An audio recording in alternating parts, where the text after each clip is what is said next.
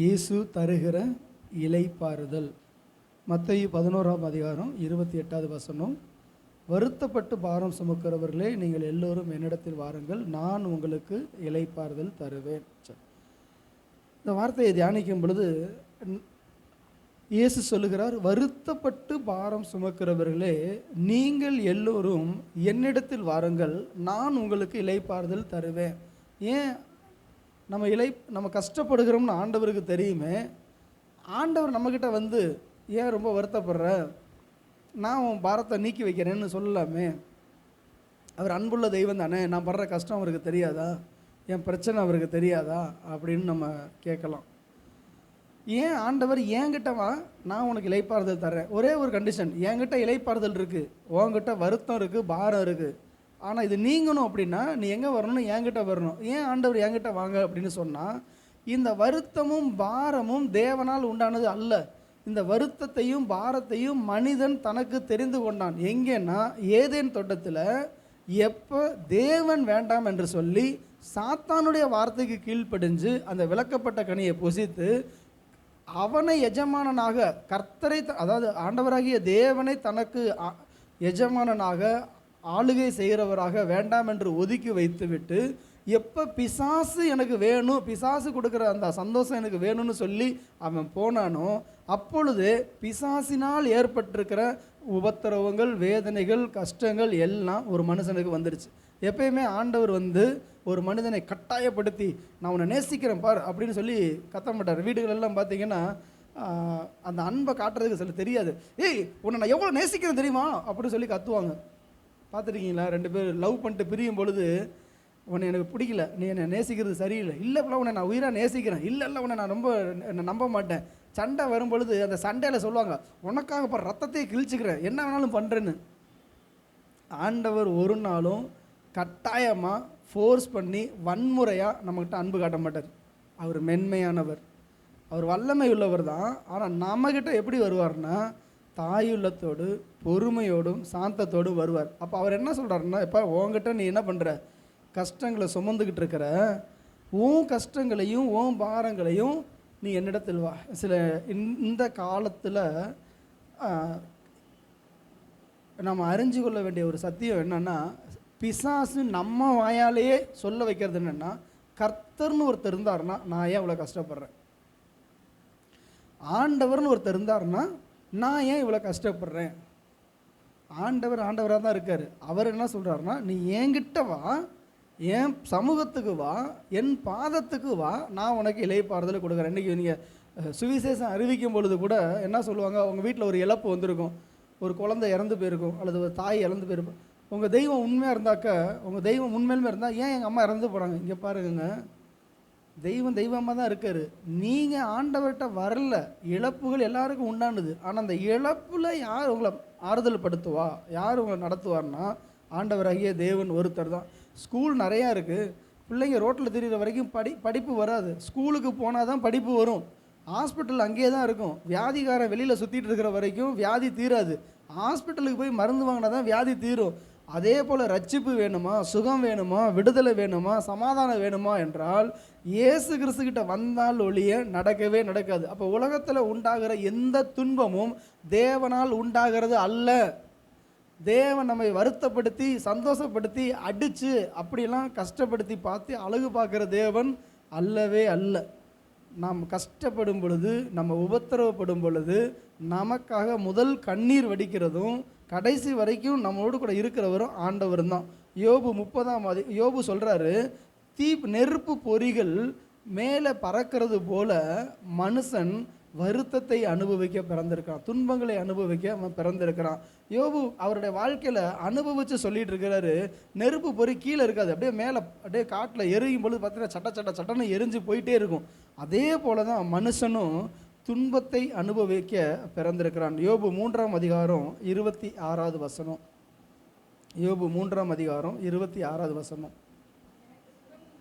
எனக்கு சுகமும் இல்லை, இளைப்பாறுதலும் இல்லை, அமைதலும் இல்லை, எனக்கு தத்தளிப்பே நேரிட்டது. எவ்வளோ கஷ்டம் பாருங்களேன்.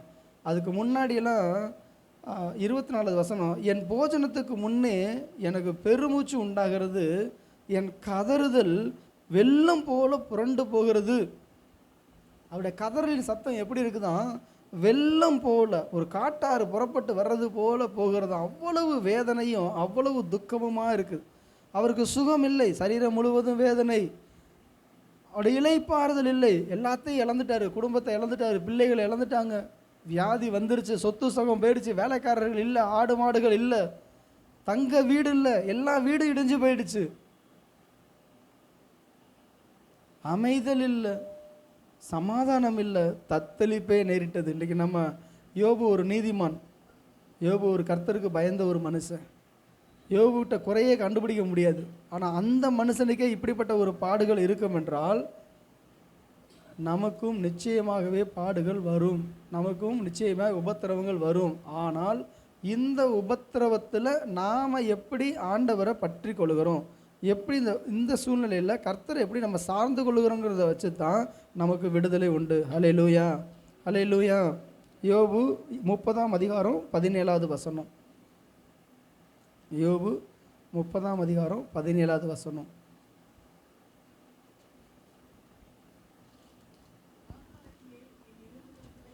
ராக்காலத்திலே என் எலும்புகள் துளைக்கப்பட்டு என் நரம்புகளுக்கு இளைப்பாறுதல் இல்லாதிருக்கிறது.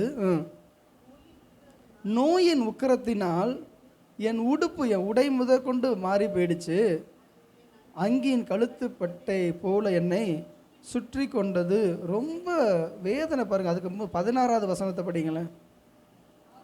ஆகையால் என் ஆத்துமா என்னில் முறிஞ்சு, மனசு உடஞ்சிட்டேங்க, சொல்கிறோம்ல, மனசு உடஞ்சிருச்சு, இதுக்கு மேலே என்னால் இருக்க முடியல, என் ஆத்துமா என்னில் முறிந்து போயிற்று, உபத்திரவத்தின் நாட்கள் என்னை, முன்னே ஆரோக்கியமாக சந்தோஷமாக சமாதானமாக மகிழ்ச்சியாக இருந்த ஒரு மனுஷன் இன்னைக்கு உபத்திரவத்தின் நாட்கள் பிடித்து வருது. சாத்தான் பாருங்களேன், ஆண்டவர்கிட்ட ஏவி விடுறான். அவன் சொல்கிறான், ஆண்டவரே 1ஆம் அதிகாரத்தில் 11வது வசனம், ஆனாலும் உம்முடைய கையை நீட்டி அவனுக்கு உண்டானவைகள் எல்லாம் தொடுவீரானால் அப்பொழுது அவன் உமது முகத்துக்கு நேரே உம்மை தூசி காண பாரும். ஆண்டவர் சொல்ற, நான் என் கையை நீட்ட மாட்டேன். பிசாசு ஆண்டவருடைய கையை நீட்ட சொல்கிறான். ஆனால் ஆண்டவர் என்ன சொல்கிறாரு, நான் என் கையை நீட்ட மாட்டேன். 12வது வசனம், அவனுக்கு உண்டானதெல்லாம் உன் கையில் இருக்குது, அவன் மேல் மாத்திரம் கையை நீட்டாத. ஃபஸ்ட்டு என்ன பண்ணுறாரு, அவன் மேலே கையை வச்சிடாத அப்படின்னு அவனை மட்டும் விட்டுட்டு எல்லாத்தையும் ஒன்றும் இல்லாமல் ஆக்கிட்டான். அப்பையும் அவர் உண்மையாக உள்ளவராக இருக்கும் பொழுது 2வது அதிகாரத்தில் அவன் 4வது வசனத்தில் சொல்கிறான் பாருங்கள், சாத்தான் கர்த்தருக்கு பிரதியுத்தரமாக தோலுக்கு பதிலாக தோலையும் தன் ஜீவனுக்கு பதிலாக தனக்கு உண்டான எல்லாவற்றையும் மனுஷன் கொடுத்து விடுவான். தோலுக்கு பதிலாக தோல், ஜீவனுக்கு பதிலாக ஜீவன், எல்லாத்தையும் கொடுத்துருவான். ஆனாலும் நீர் உம்முடைய கையை நீட்டி அவன் எலும்பையும் அவன் மாம்சத்தையும் தொடுவீரானால். இங்கே நம்ம படித்தோம் 30ஆம் அதிகாரம் 20வது வசனத்தில், என் எலும்புகளிலே ஆரோக்கியம் இல்லை, எலும்பை தொட்டுட்டான், எலும்பில் பிரச்சனை. 3ஆம் அதிகாரம் 26வது வசனம் சொல்லப்பட்டிருக்கு, அமைதல் இல்லை, சுகம் இல்லை. 30ஆம் அதிகாரம் 17வது வசனம் சொல்லுது, என் எலும்புகள் துளைக்கப்பட்டுச்சுன்னு சொல்லி. அப்போ இந்த எலும்பை யார் தொலைச்சது அப்படின்னா பிசாசு. 5ஆம் அதிகாரத்தில் சொல்லப்பட்டிருக்கு, நீர் உம்முடைய கையை நீட்டி அவன் எலும்பையும் அவன் மாம்சத்தையும் தொடுவீரானால். முதல் பகுதியில் நீர் உம்முடைய கரத்தை நீட்டி அவனுக்கு உண்டான எல்லாவற்றையும் தொடுங்க அப்படின்னு, அதை தான் பிசாசு கேட்குறான். ஆண்டவர் என்ன பண்ணுறாரு, அவனுக்கு உண்டான எல்லாவற்றையும் ஆண்டவர் தொடாமல் பிசாசு கையில் கொடுத்துட்டாரு. இப்போ 2வது தரம் அவனுக்கு உண்டான எல்லாவற்றையும் தொட்டாச்சு, இப்போ அவனுடைய எலும்பும் மாம்சமும் தான் இருக்குது, அதையும் நீங்கள் தொடுங்கணுன்னே அதையும் ஆண்டவர் அனுமதிக்கிறார். பிசாசு என்ன பண்ணுறான், புறப்பட்டு போய் அப்போ சொல்கிறான், ஜீவனை மட்டும் தப்ப விடு. அப்போ ஜீவனை தப்ப விடுன்னு சொல்லும் பொழுது அந்த எலும்பும் அந்த சதையும் பிசாசினுடைய ஆளுகைக்குள்ளார போயிடுச்சு.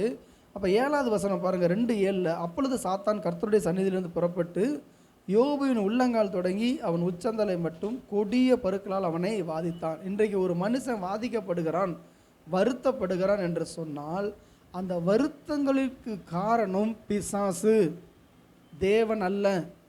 ஒரு மனிதனை வருத்தப்படுத்தி அடித்து இந்த தொட்டியவும் ஆட்டிக்கிட்டு பிள்ளையவும் கிள்ளி விடுற வேலை ஆண்டவருக்கு கிடையவே கிடையாது. அல்லேலூயா, அல்லேலூயா. அவர் தொட்டி ஆற்றுறவர் மட்டும்தான். நம்மளுக்கு அமைதலை கொடுப்பார், சமாதானத்தை கொடுப்பார், ஆறுதலை கொடுப்பார். கிள்ளி விட்டு வேடிக்கை பார்க்க மாட்டார். ஆனால் இந்த வேலையை பார்க்கறது பிசாசு. ஸோ இந்த வருத்தத்தை கொடுக்கறது யாருன்னா சாத்தான். இப்போ இவன் பண்ணி பார்த்துட்டான், எப்படியாவது இவன் வாயை விட்டு சொல்லிடுவான், கர்த்தரை மறுதளிச்சிருவான்னு பார்த்தா கர்த்தரை அவன் மறுதளிக்கவே இல்லை, தூசிக்கவும் இல்லை.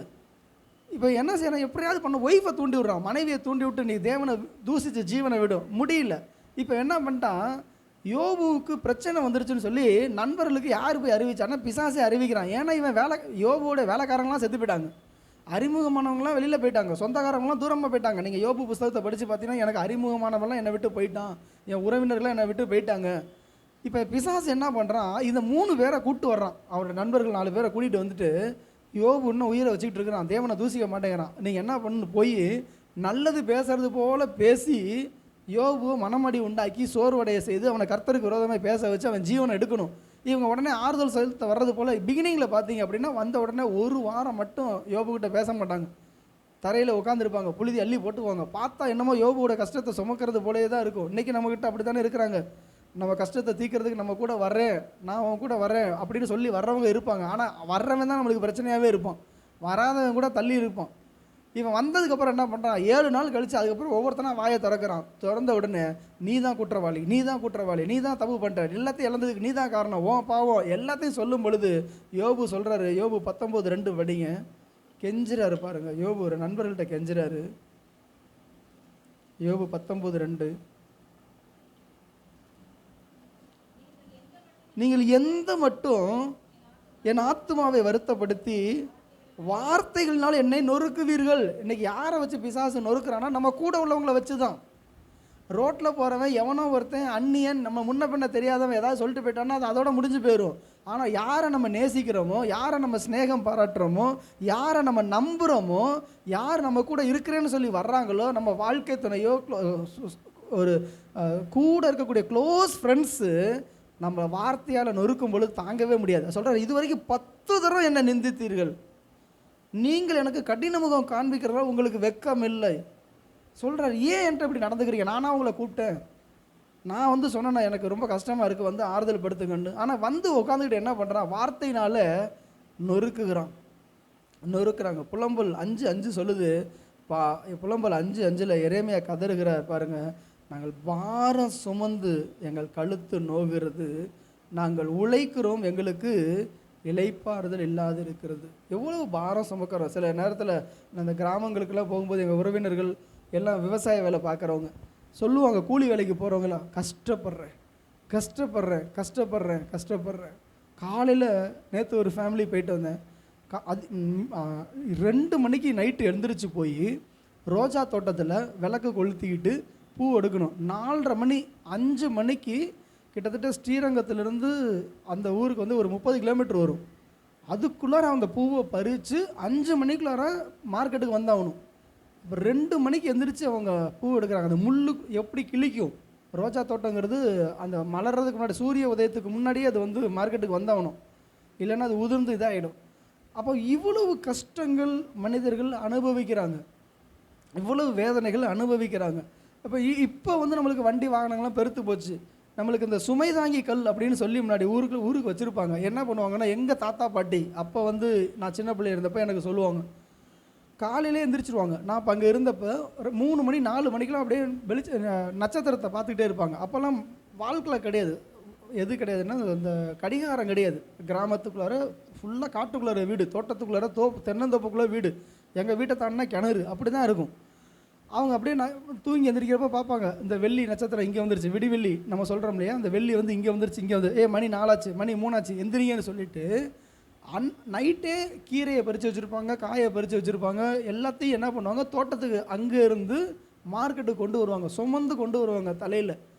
அது ஒத்தையடி பாதை, வரப்பில் தான் வரணும். கிட்டத்தட்ட ஒரு 3 கிலோமீட்டருக்கு மேலே வரப்புலேயே வந்தால் தான் ஊருக்குள்ளார வர முடியும். அப்படிப்பட்ட ஒரு கிராமம்.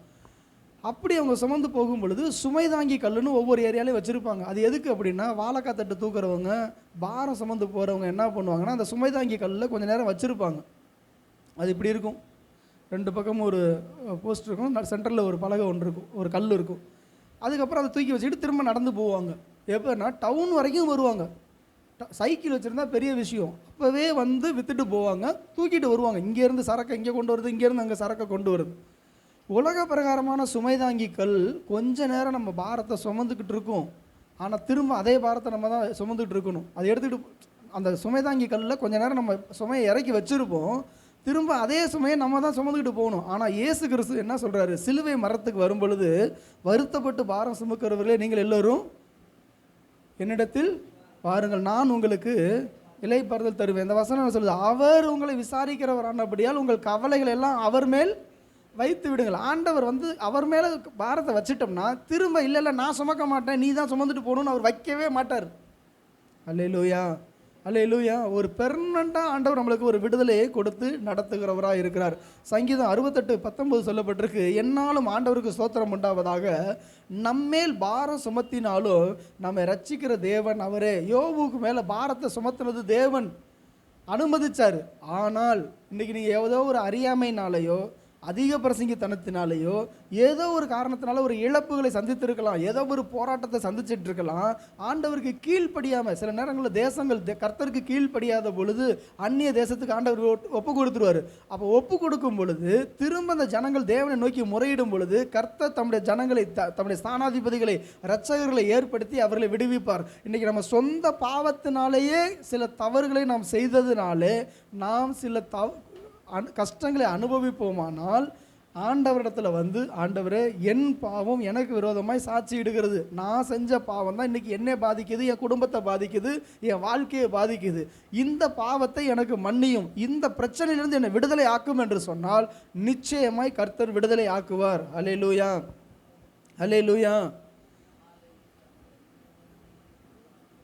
ஒரு விஷயம் மட்டும் தெரிஞ்சுக்கொள்ளுங்க, எப்படி நம்ம தப்பு பண்ணுறதுக்கு நேர காலம் குறிக்காமல் இஷ்டத்துக்கு தப்பு பண்ணிடுறோம். இன்றைக்கி மனுஷன் பாவம் பண்ணுறது எப்படின்னா கட்டுக்கடங்காத அளவுக்கு பண்ணிடுறான், வசனத்துக்கு கீழ்ப்படுகிறது இல்லை, சுயமாக நடந்துடுறது. ஆனால் கஷ்டப்படும் பொழுது விடுதலை மட்டும் உடனே நம்ம கேட்குறோம். 10 வருஷமாக குடிகாரனா ஒருத்தவன், அவனுக்கு கல்லீரல் பாதிச்சிருச்சு, அவனுக்கு வாழ்க்கையெல்லாம் வீணாக போயிடுச்சு. ஆனால் ஆண்டவர்கிட்ட வந்த உடனே, ஆண்டவரை நீர் என் சிலுவையை நீர் தான் என் பாடுகளை சுமந்தீரே, எனக்கு வேதனையெல்லாம் சுமந்துட்டீரே, எனக்கு விடுதலை கொடுங்கன்னா 10 வருஷமாக அவன் செவியை அடைச்சிக்கிட்டே இருந்த, 10 வருஷமாக ஆண்டவர் உன்னை கூப்பிட்டுட்டே இருந்தார். அத்தனை நாளாக உன்னை கீழ்ப்படியாமல் நீ போய் செஞ்சுட்டு இங்கே ஆண்டவர்கிட்ட வந்ததுக்கப்புறம் 10 நிமிஷத்தில் உன்னுடைய வியாதி மாறணும்னு நினைக்கிறது எப்படி நியாயம்? அவர் மாற்றுவார். அவர் விரும்புகிறது மனம் திரும்புதல். அதனால தான் என்ன பாரம் சுமந்தாலும், நாங்கள் நம்மேல் பாரம் சுமத்தினாலும் நம்ம ரட்சிக்கிற தேவன் அவரே. நான் எப்பயுமே என்ன தெரியுமா விரும்புவேன், ஆண்டவரே நான் அனுபவிச்சுட்டு இருக்கிற வலி வேதனை என்னுடைய பாவத்தினால என்னுடைய தவறுனால ஏதோ ஒரு கஷ்டத்தை அனுபவிக்கிறேன்னா அதை உடனே மட்டும் எடுத்துடாதீங்க. ஏன் தெரியுமா, அது உடனே இது என்னுடைய ஜெபம், சீக்கிரத்தில் அவருடைய கிரியைகளை மறந்தார்கள். அவர் செஞ்சிருவார், ஆனால் உடனே மறந்துட்டு திரும்ப அதே பாவத்துக்குள்ளே போய்டுவோம். சில வலி வேதனைகள் நம்மக்கிட்ட சூடுகள் இருந்துச்சுன்னா தான், இந்த கையில் ஏற்பட்ட அந்த தீ காயத்தின் தழும்பு நம்ம மேலே இருந்துச்சுன்னா தான் நம்ம அடுத்த முறை நெருப்புக்கிட்ட போகும்பொழுது நம்ம கவனமாக இருப்போம். அல்லேலூயா, அல்லேலூயா. இது செய்தி அல்ல, ஆனால் ஆண்டவர் சொல்ல வைக்கிறார். சில நேரத்தில் உங்கள் மேலே சில தழும்புகள் இருக்கிறது நல்லது, சில நேரத்தில் ஒரு வடுக்கல், இது என்னுடைய ஏமாற்றம், இது நான் இந்த இடத்துல விட்டு நான் இந்த ஏதோ ஒரு தோல்வியின் சுவடுகள் நம்ம வாழ்க்கையில் இருக்குதுன்னா, இனி அந்த தோல்வியை குறித்து நம்ம நினைக்காம நஷ்டம், ஏமாற்றம், இழப்பு, வியாதி, பாவத்தினுடைய ஏதோ ஒரு சுவடுகள் அடையாளங்கள் நம்மள்கிட்ட இருக்குதுன்னு சொன்னால் அதுக்காக தேவனை துதிங்க. இந்த கஷ்டத்தை ஆண்டவர் இதன் மத்தியில் நான் உண்மை துதிக்கிறேன்னா, இதன் மத்தியில் நம்ம பின்பற்றுகிறேன்னா, இதன் மத்தியில் நான் உண்மை உயர்த்துகிறேன்னா, ஆண்டவருக்கு தெரியும். ஆண்டவரால் முடியாது இல்லைங்க, ஒரே நாளில் நம்மளை ஐஸ்வர்யம் ஆக்கிட முடியும், ஒரே நாளில் தேவன் நம்முடைய வருத்தங்களை எல்லாம் மாற்ற முடியும். ஆனால் மனுஷ மனம் எப்பயுமே பின்வாங்கி போகிற இருதயம். நமக்கு தேவை நம்மளுடைய ஐஸ்வர்யத்தை விட என் மனதில் நான் தேவனுடைய அன்பில் ஐஸ்வர்யவனாக இருக்கணும். அன்பில், விசுவாசத்தில், நம்பிக்கையில் நான் ஐஸ்வர்யவனாக இருந்தால் உலக பிரகாரமான பொருள்கள்லாம் நம்மளுக்கு ஒரு குப்பை, ஒன்றுமே கிடையாது. உள்ள 1000 அக்கிரமத்தையும், வலிவி போகிற இருதயத்தையும், கெட்டு போகிற இருதயம், பெருமையின் இருதயம், இச்சையின் இருதயம் தாவீது தேடி தேடி, அதாவது வாழ்க்கைக்காக ஓடிட்டு இருக்கிற வரைக்கும் கஷ்டப்படுறேன்னு சொல்லிட்டு இருந்தார். ஆனால் எப்போ அவர் கஷ்டமெல்லாம் நீங்கள் இளைப்பாறினாரோ அன்றைக்கி ஆண்டவரை மறந்துட்டார். ஸோ தாவீதில் நம்மளுக்கு ஒரு பாடம். ஸோ இந்த ஆண்டவர் நம்மளுடைய வாழ்க்கையில் பாரப்படுத்தினாலும் நம்மளுக்கு விடுதலை கொடுப்பார். ஆனால் நான் என்ன கேட்குறேன்னா, ஆண்டவரே உம்மை மறக்காதபடி எனக்கு ஒரு அடையாளத்தை தாரும், உம்மை மறக்காதபடி. அதனால தான் மனாசேக்கு பேர் வச்சார் ஆதியாகமம் 41:51. ஆதியாகமம் 41:51 யோசேப்புடைய பழைய வருத்தங்கள் கஷ்டங்கள் எல்லாத்தையும் நான் சிறுமைப்பட்ட தேசத்தில் படிங்களேன். யோசேப்பின் வருத்தம் யாவையும்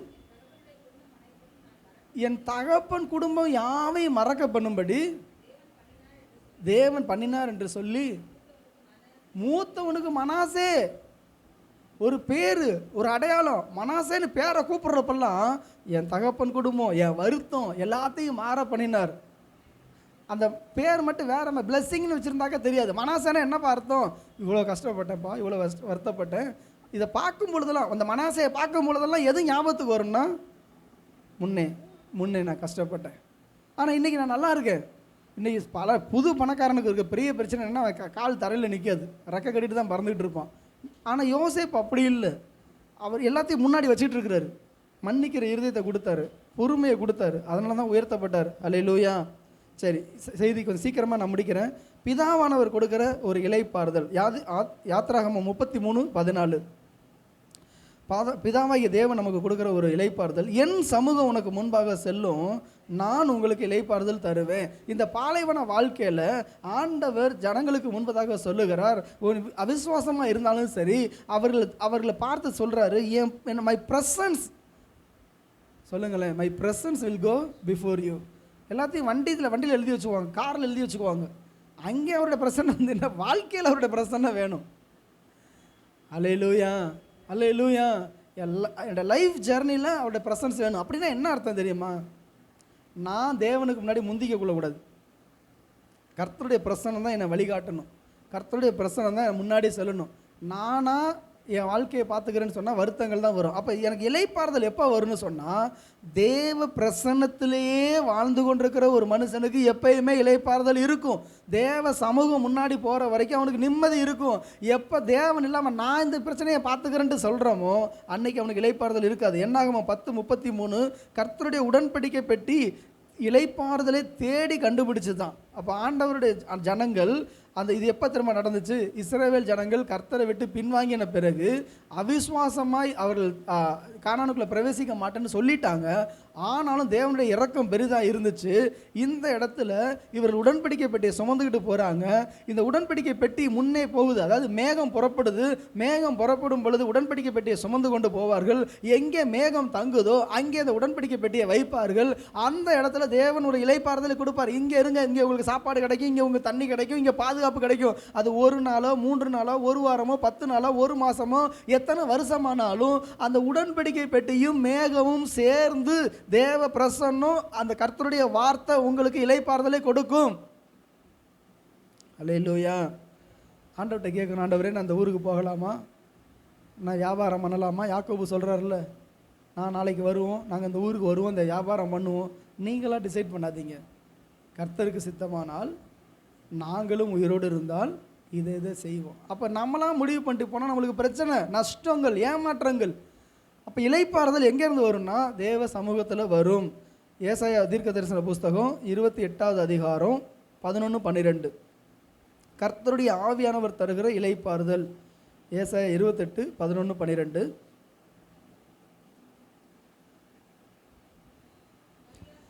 பரியாச உதடுகளினாலும் அந்நிய பாஷையினாலும் இந்த ஜனத்தோடு பேசுவேன், இதுவே நீங்கள் இளைத்தவனை இளைப்பாற பண்ணத்தக்க இளைப்பாறுதல். இதை படிச்சிங்கன்னா இந்த வார்த்தை சொன்ன நாட்களில் அந்நிய பாஷை பூமியில் கிடையாது, பரியாச உதடு கிடையாது. இது சொல்லப்பட்டு கிட்டத்தட்ட 800 வருஷத்துக்கு பிறகு தான் இந்த வரங்கள், இந்த அபிஷேகம் கொடுக்கப்படுது. ஆனால் அன்னைக்கு எப்படி இதை மாட்டோம் சொன்னாலும் நாங்கள் கேட்க மாட்டோன்றது போல், இன்னைக்கு ஆவியானவருடைய அபிஷேகத்தையும் அயல்மொழி பேசுகிற கிருபையையும் அதை பெற்றுக்கொள்ளவில்லை என்றால் நாம் இன்னும் இளைப்பாறுதலை அடைய மாட்டோம். நம்ம இளைப்பாறுதல் அடையிறதுக்கு முக்கிய இன்னொரு வழி என்னன்னா, எந்த அளவுக்கு நீங்கள் தேவ ஆவியில் நிரம்பி அந்நிய பாஷைகளை பேசுகிறீர்களோ அந்த அளவுக்கு ஆவியானவர் இளைப்பாறுதலை கர்த்தர் கொடுப்பார். நம்ம சில நேரங்களில் நான் ரொம்ப வேதனை நடுவில் பிரச்சனை நடுவில், ரொம்ப தீவிரமான குழப்பத்தின் நடுவில் இருக்கும் பொழுது 2 மணி நேரம் 3 மணி நேரம் முழங்கால் படிட்டு அந்நிய பாஷைகளை பேசினா தேவன் அவ்வளோ பெரிய விடுதலையை கர்த்தர் கொடுப்பார். ஒரு பெரிய யுத்தத்தை ஆவியானவர் நடப்பிப்பார். இது ஒரு ஆவியானவருடைய யுத்தம். வாக்கு கடங்காத பெருமூச்சுகளோடு நமக்காக அவர் விண்ணப்பம் பண்ணுகிறார். நாம் வேண்டிக்கொள்ள இன்னதென்று அறியாத பொழுது, நாம் என்ன செய்கிறோம்னு தெரியாத பொழுது, நம்முடைய மனசு புலம்பும் பொழுது, தவிக்கும் பொழுது, தத்தளிக்கும் பொழுது, நம்மளுக்கு ஒரு ஆறுதல் எங்கேருந்து வரும்னா பரிசுத்த ஆவியானவர் மூலமாய் வருகிறது. அடுத்ததாக தேவனுடைய வாக்கு தத்தங்கள், கர்த்தருடைய வார்த்தையை தியானிக்க 1 ராஜாக்களின் புஸ்தகம் 8வது அதிகாரம் 56வது வசனம். 1 ராஜாக்கள் 8ஆம் அதிகாரம் 56. சாலமோன் இதை எழுதுகிறார். தாம் வாக்குத்தத்தம் பண்ணினபடியெல்லாம் தம்முடைய ஜனமாகிய இஸ்ரவேலுக்கு இளைப்பாறுதலை அருளின கர்த்தருக்கு ஸ்தோத்திரம். அவர் தம்முடைய தாசனாகிய மோசையை கொண்டு சொன்ன அவருடைய நல்வார்த்தைகளில் எல்லாம் ஒரு வார்த்தையானாலும் தவறி போகவில்லை. அப்போ எது நம்மளுக்கு இளைப்பாறுதலை கொடுக்குதுன்னா தேவனுடைய வாக்குத்தத்தங்கள். உங்களுக்கு ஆண்டவர் பேசுகிற வார்த்தை. இன்னைக்கு காலையில் கர்த்தர் எனக்கு இந்த வார்த்தையை கொடுத்தார் பிரதர். இன்னைக்கு ஆண்டவர் தூங்கும் பொழுது இந்த வார்த்தையை பேசினார். சொப்பனத்தில் இந்த வார்த்தையை பேசினார். வருஷம் பிறக்கும் பொழுது, பிறந்த நாள் அப்போ, திருமண நாள் அப்போ ஆண்டவர் சில வார்த்தையை கொடுப்பார். அந்த வார்த்தையெல்லாம் உங்களுக்கு கொடுக்கப்பட்ட வார்த்தை. அதை நம்பும் பொழுது, அதான் கர்த்தரை நம்புங்கள் அப்பொழுது சித்தி பெறுவீர்கள், அவருடைய வார்த்தையை நம்புங்கள் அப்பொழுது நிலை பெறுவீர்கள். கர்த்தருடைய வார்த்தை, அவருடைய தீர்க்க தரிசன வார்த்தைகளை நம்ம நம்பும் பொழுது நமக்கு ஒரு இளைப்பாறுதல் கிடைக்கும். அப்போ சாலமோனுக்கு கர்த்தர் அவர் அனுபவித்து சொல்கிறாரு என்னன்னா,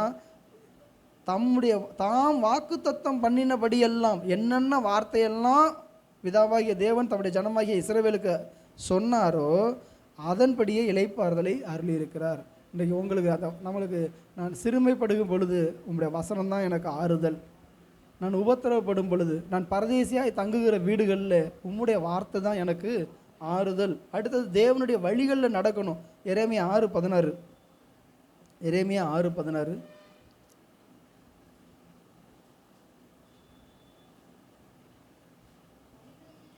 வழிகளில் நின்று பூர்வ பாதைகள் எது என்று விசாரித்து நல்ல வழி எங்கே என்று நடவுங்கள். இப்போ வழியில் நில்லு, போயிட்டுருக்கிற பாதையில் கொஞ்சம் நின்று பூர்வ பாதை எது என்று கேட்டு விசாரித்து நல்ல வழி எங்கே என்று பார்த்து அதிலே நடவுங்கள். இப்போ நீங்கள் கோயம்புத்தூருக்கு போகிறீங்க, பொள்ளாச்சி வழியாகவும் போகலாம், கரூர் வழியாகவும் போகலாம். ஒரு உதாரணமாக சொல்கிறேன். எந்த பாதையில் போனால் நம்மளுக்கு சுகமாக போக முடியும்?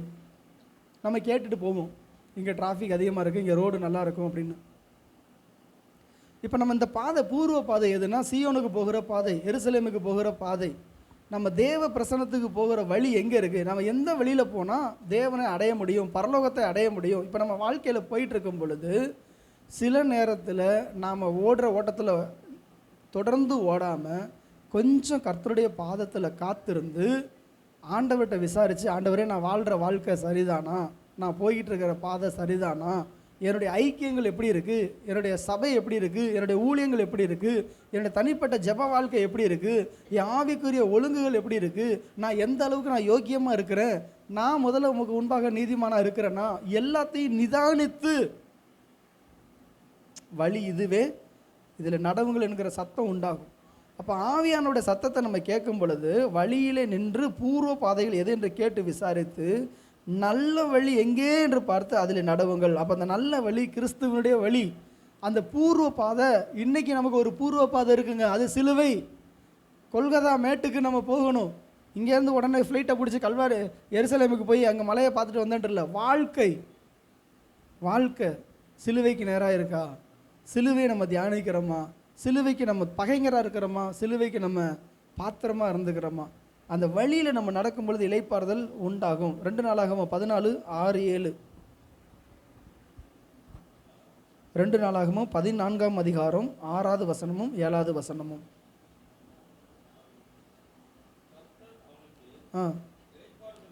கர்த்தர் அவனுக்கு இளைப்பாறுதலை கட்டளையிட்டதினால் பாருங்க, ஆண்டவர் இளைப்பாறுதலை கொடுத்ததுனால அவனுக்கு விரோதமாக யுத்தம் இல்லை.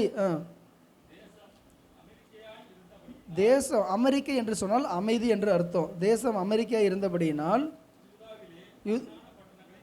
பாருங்க, செய்ய வேண்டிய வேலையெல்லாம் செய்யும்படிக்கு ஆண்டவர் ஒரு அனுக்கிரகம் கொடுத்துருக்காரு. பிரச்சனையும் போராட்டமும் இருந்துச்சுன்னா எதையுமே நம்ம செய்ய முடியாது. இது ஆசா என்கிற ராஜா தேவனை தேடின நாட்களிலே கர்த்தர் காரியத்தை வாய்க்க பண்ணினார். ஆசா ஒரு முதல் பகுதி கர்த்தருடைய வார்த்தையை தேடினார், கர்த்தருடைய வழியில் நடந்தார். அது வரைக்கும் அவருக்கு சமாதானம் இருந்துச்சு. எப்போ கர்த்தருக்கு விரோதமாக அவர் நடந்தாரோ அப்போ அவருடைய வழியில் கால்களில் நோவு கண்டு அவர் செத்து போனார். அப்போ இன்றைக்கி நம்ம வழியில் நம்ம தேவனை தேடுகிறோமா? அதுக்கு முன்னாடி வசனங்கள் படிச்சிங்கன்னா 3வது 4வது வசனம், அந்நிய தேவருடைய பலிபீடங்களை மேடைகளையும் அகற்றி சிலைகளை உடைத்து விக்கிரக தோப்புகளை வெட்டி தங்கள் பிதாக்களின் தேவனாகிய கர்த்தரை தேட நியாயப்பிரமாணத்தின்படி கற்பனையின்படி செய்யவும் யூதாவுக்கு கற்பித்து யூதாவுடைய எல்லா பட்டணங்களையும் மேடைகளையும் விக்கிரகங்களையும் அகற்றினான். அவனுக்கு முன்பாக ராஜ்யம் அமெரிக்கா இருந்தது. இன்றைக்கி உங்கள் வாழ்க்கையில் எதெல்லாம் விக்கிரகமாக இருக்குது? இந்த மனுஷன் எனக்கு விக்கிரகம், இந்த வேலை எனக்கு விக்கிரகம், இந்த செல்ஃபோன் எனக்கு விக்கிரகம், இந்த பாவ பழக்கம் எனக்கு விக்கிரகம். எது உங்களுக்கு விக்கிரகமாக இருக்கோ அதெல்லாம் அகற்ற வேண்டும். நம்ம வாழ்க்கையில் எதெல்லாம் தேவனுக்கு பிரியமில்லாத காரியம் இருக்கோ அதெல்லாம் அகற்றினால் நிச்சயமாக நம்மளுக்கு ஒரு இளைப்பாறுதலை கர்த்தர் கொடுப்பார். 2 நாளாகமம் 20ஆம் அதிகாரம் 30வது வசனம், யோசபாத்தின் நாட்கள்லேயும் யோசபாத் தேவனை தேடுனதினாலே நியாயப்பிரமாணத்தின்படி வாழ்ந்ததினாலே கர்த்தர் யோசபாத்துக்கு ஒரு இளைப்பாறுதலை கொடுத்தார். 2 நாளாகமம் 20ஆம் அதிகாரம் 30வது வசனம். இவ்விதமாய் தேவன் சுற்றுப்புறத்தாரால் யுத்தமில்லாத இளைப்பாறுதலை அவனுக்கு கட்டளையிட்டதினால் 29வது வசனம், கர்த்தர் இஸ்ரவேலின் சத்துருக்களோடு யுத்தம் பண்ணினார் என்று கேள்விப்பட்டு அந்தந்த தேசத்து ராஜ்யத்தார் மேல் தேவனால் உண்டான பயங்கரம் இப்போ யோசபாத் ராஜா யுத்தம் வந்த பொழுது 3 கூட்டம் வந்துச்சு. இவர் போய் யுத்தம் பண்ண போகலை, அவர் தேவனை அனுமதித்தார். அவரை துதிச்சாங்க, அவரை ஆராதிச்சாங்க, அவரை மகிமைப்படுத்தினாங்க. எந்த ராஜாவும் இப்படி செஞ்சதே இல்லைங்க. யுத்தம் வந்துருச்சுன்னா அவன் ஈட்டியை கொண்டு வந்தால் நம்ம ஈட்டியை கொண்டு போகணும், அவன் பட்டயம் கொண்டு வந்தால் நம்ம பட்டயம் கொண்டு போகணும், அவன் பீரங்கியை கொண்டு வந்தால் நம்ம பீரங்கியை கொண்டு போகணும் தான் நினைப்பான். அவன் எவ்வளோ பெரிய வெப்பன் வேணாலும் எடுத்துகிட்டு வரட்டும், எவ்வளோ பெரிய ஆயுதங்கள் வேணாலும் வரட்டும், உங்களுக்கு விரோதமாக எவ்வளோ பெரிய டாக்குமெண்ட் எழுதலாம், எவ்வளவோ பிரச்சனைகள் வரலாம், கோர்ட்லேருந்து நோட்டீஸ் வரலாம், அதுக்கெல்லாம் நீங்கள் கவலைப்படாதீங்க. துதிங்க. ஹல்லேலூயா, ஹல்லேலூயா. துதிக்க துதிக்க கர்த்தர் நம்மளுக்கு இளைப்பாறுதலை கொடுக்கிறவராக இருக்கிறார். சரி, செய்திக்கு முடிவுக்குள்ளே நான் கொஞ்சம் சீக்கிரத்தில் வர்றேன். 2 காரியம். இந்த பூமியிலே நம்ம சமாதானத்தை அனுபவிக்கலைன்னா, இந்த பூமியிலே நம்ம இளைப்பாறுதலை அனுபவிக்கலைன்னா பரலோகத்தின் இளைப்பாறுதலை பெற்றுக்கொள்ள முடியாது. எபிரேயர் 4ஆம் அதிகாரத்தை நீங்கள் போய் வீட்டில் தியானிங்க. இப்போ என்னால் அதை சொல்ல முடியாது. 2 வித இளைப்பாறுதல் இருக்குது. ஒன்று, எகிப்தின் அடிமைத்தனத்திலிருந்து கானானுக்குள்ளே ஒரு இளைப்பாறுதல் கொண்டு வர்றார். 2வது இளைப்பாறுதல் அது மோசே கொடுத்த இளைப்பாறுதல், யோசுவா கொடுத்த இளைப்பாறுதல்.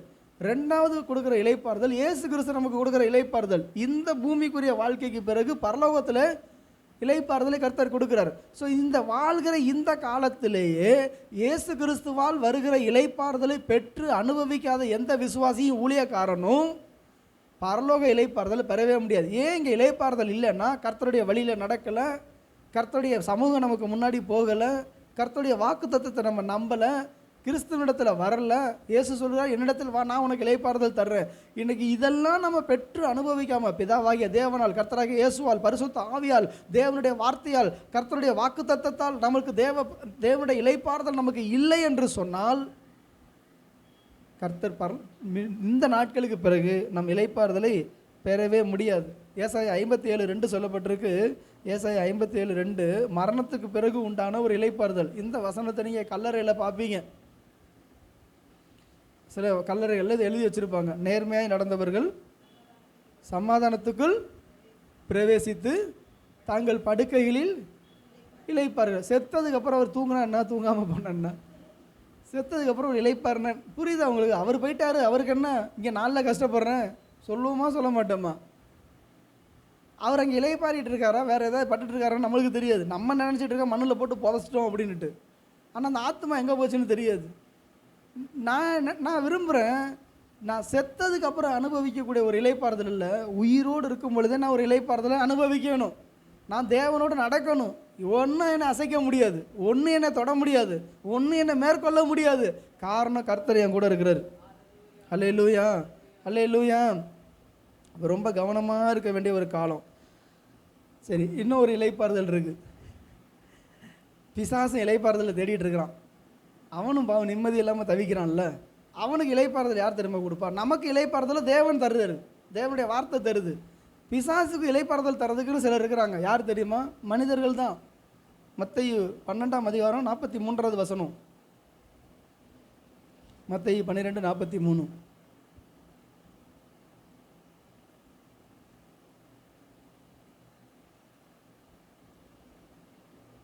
ஒரு அசுத்தாவி ஒரு மனிதனை விட்டு புறப்படும் பொழுது வறண்ட இடங்களில் அலைந்து இளைப்பாறுதல் தேடியும் கண்டு அடையாமல் நான் விட்டு வந்த என் வீட்டுக்கு திரும்பி போவேன். பாருங்கள், அந்த ஆவி ஒரு மனுஷனை விட்டு புறப்பட்டு போயிடுச்சு, ஆண்டவர் துரத்திட்டாரு, வனாந்தரத்தில் சுற்றி திரியுது, இளைப்பாறுதலே இல்லை. அப்போ விட்டு வந்த வீட்டுக்கு போகணுன்னா எவ்வளவு இளைப்பாறுதலோடு அந்த மனுஷனுக்குள்ளே இருந்திருக்கு.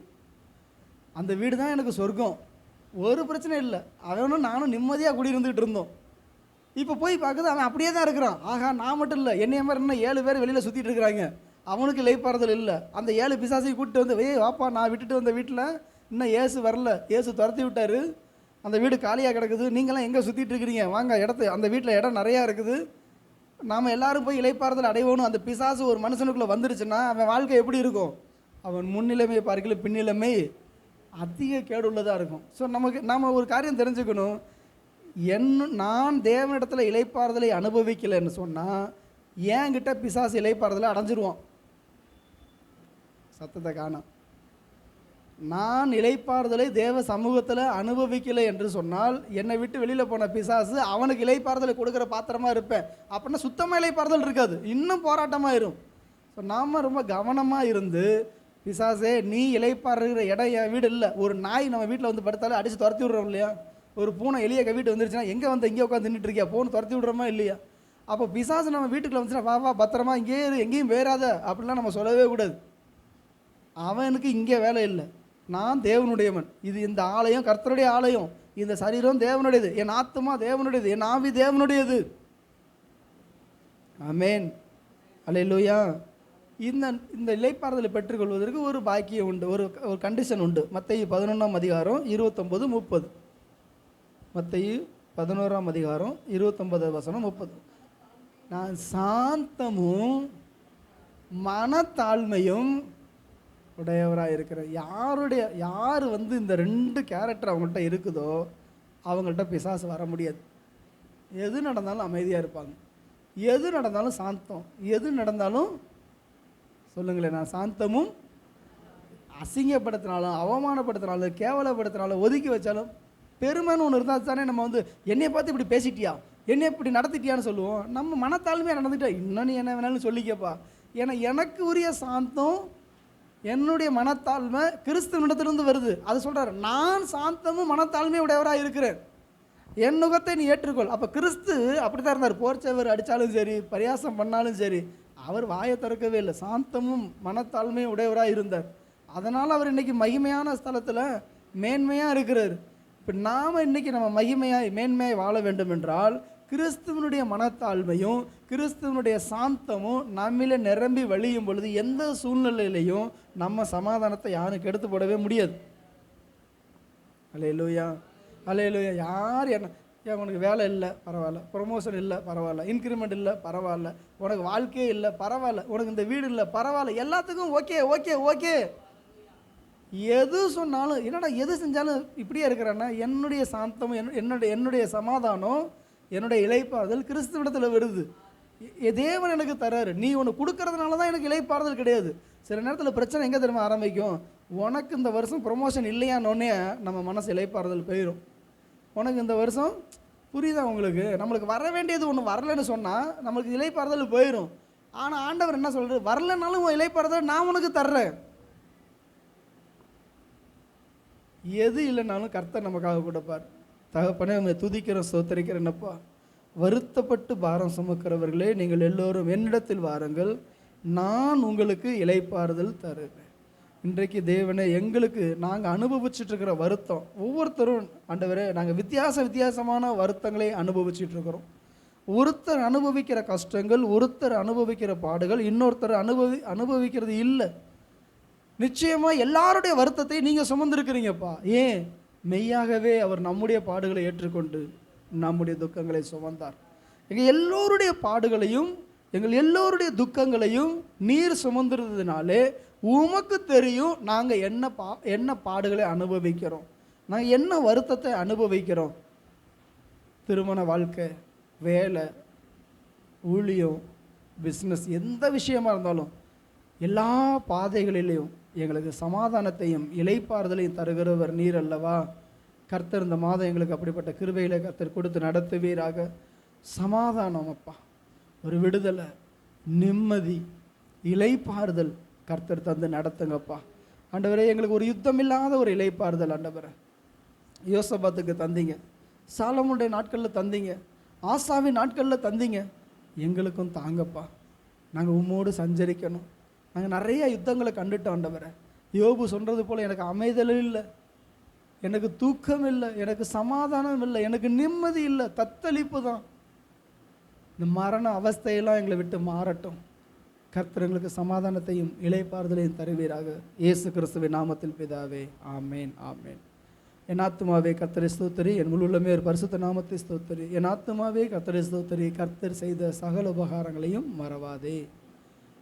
நம்முடைய கர்த்தராகிய இயேசு கிறிஸ்துவின் கிருபையும் பிதாவாகிய தேவனுடைய அன்பும் பரிசுத்த ஆவியாருடைய ஐக்கியமும் சமாதானமும் பாதுகாப்பும் இன்றும் என்றும் சதா காலங்களிலும் நம் அனைவரோடும் இருப்பதாக. ஆமேன், ஆமேன்.